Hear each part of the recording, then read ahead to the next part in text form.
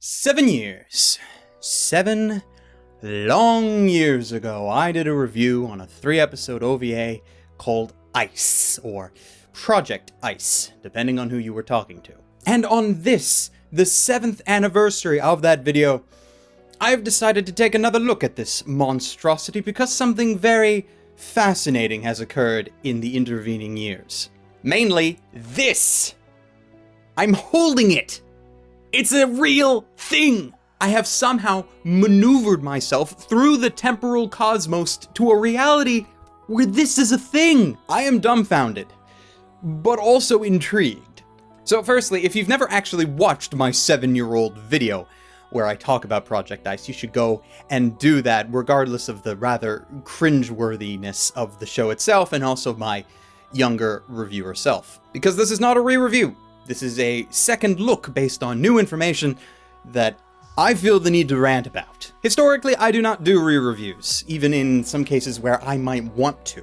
And that's because it used to be a sort of stigma among anime reviewers on YouTube that every once in a while you would do a re-review of one of your older videos, and for some people it happened quite frequently. Less so nowadays, but it's still not a habit I ever wanted to get into. My opinion is my opinion, and even though that opinion may change over the course of time, I always find it much more worth my time to look at something new rather than retread on something that I've already talked about. Never focus on the past, darling. It distracts from the now.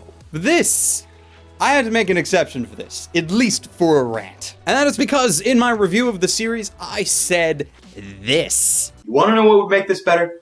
If Ice got licensed and then they made an English dub that actually explained what the hell was going on, using voice actors that knew what the hell they were doing. Well, it flipping happened, and in complete retrospect, I don't understand why. Like, when I made that comment, it was mostly because the story of Ice makes little to no sense. So I thought that if a licensor could go over the script, tweak it a little bit, give it to actors and so forth, then maybe they might be able to salvage it into something halfway decent. But now the question that you may be asking is, since it actually does exist and I am holding it, does the dub make it better? Well, technically, yes. The dub does an okay job, but the series itself is just not really savable. I do not think that it is actually possible to do a serious dub of Ice and actually be able to save it. Again though, I don't understand how this has come to pass. I want to know the rational explanation behind it because there are two things that remain unclear about it. First, why was it licensed in the first place? To my knowledge, there is no market for this sort of thing in North America. Heck, even in Japan, there was an extremely limited market for it. Because as far as I was aware, the series was designed as a pseudo-advertisement for a one-shot spin-off unit of AKB48. That unit consisting of members who mostly have graduated from AKB48 by 2010, before this even came out in North America. I don't even think it received cult status in Japan, except by those absolute hardcore idol otakus that are giant fans of those specific members. So why someone thought there would be a market here? Mystery to me. So I tried to come up with an explanation, tried to figure out how this makes sense, and one of the things that I thought of as a potential was that it was part of a package deal. Sentai could have gotten the license for this at the same time that it got a license for other things that it actually wanted and decided to just release it because, hey, you have it, so why not? And if that is indeed the case, then that makes sense.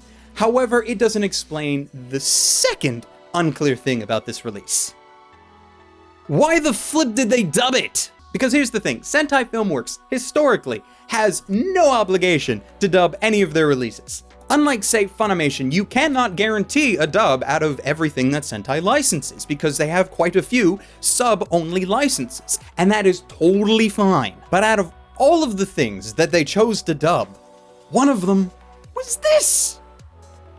Like, if anyone from Sentai ever watches this video and knows the answer to that question, could you please contact me somehow, because I feel like this would be a great story. There has to be a good story behind this. But they didn't need to dub this, right? And considering, as I mentioned, there's probably no market for it in North America, at least that I am aware, I question, have they actually recouped the costs of making said dub?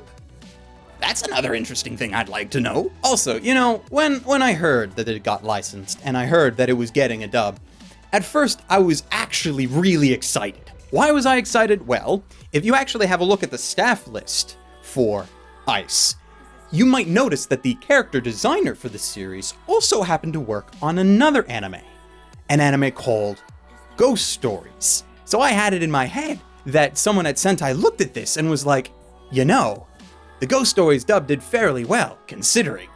Maybe we could do that again with this. And I was so excited, like having Chris Patton as an authoritative fish woman thing, that would have been gold. But then, you know, I watched it and it's not that, it's a serious dub, so slightly depressing. That doesn't make the dub bad though. I do give major props to the dub staff, seriously. They did the best with what they had, and they actually did better than I expected them to do for a serious dub.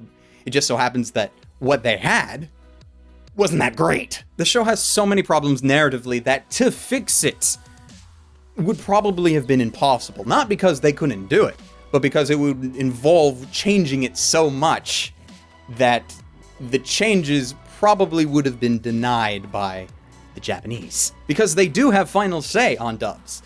Look at the rebuild of Evangelion, the third one, specifically. Like, there are regulations to this sort of thing. You don't want something like the 90s Sailor Moon dub happening over again, or, heaven forbid, Warriors of the Wind. Which, of course, could explain why the dub is the way it is. Maybe originally they had planned to do a gag sort of dub for it, but then were told no by the Japanese. It still doesn't explain why they dubbed it at all, but hey, this is what we got. So, 7 years ago, I never had a final verdict for my videos. Hell, the video for ICE actually predates me saying, "Stay frosty," which means it's really old. So let's quickly put up the final verdict here real quick. If you haven't guessed, Project ICE receives my recommendation to skip it. Like, the dub is an improvement and all, but it doesn't save it enough to the point where I can tell you that it is in any way worth your time, or your money, because it's not freely available for streaming. You can buy the DVD from Sentai, and you technically can stream it on Hulu if you are in the States, as well as the Anime Network, but to watch it on either of those platforms, you need to be subscribed to them, which costs money. Now, if you've already subscribed to them, well, then that's your business. I ultimately can't force you not to watch it, I just think that there are better uses for your time. I don't have any similar recommendations for you, however, because I usually pick recommended anime from similar things that you might like if you liked the show in question, but I honestly don't expect people to have liked ICE all that much. There might be a few of you scattered about, I'm sure, but I can't think of any anime that could possibly entertain you if you like this one.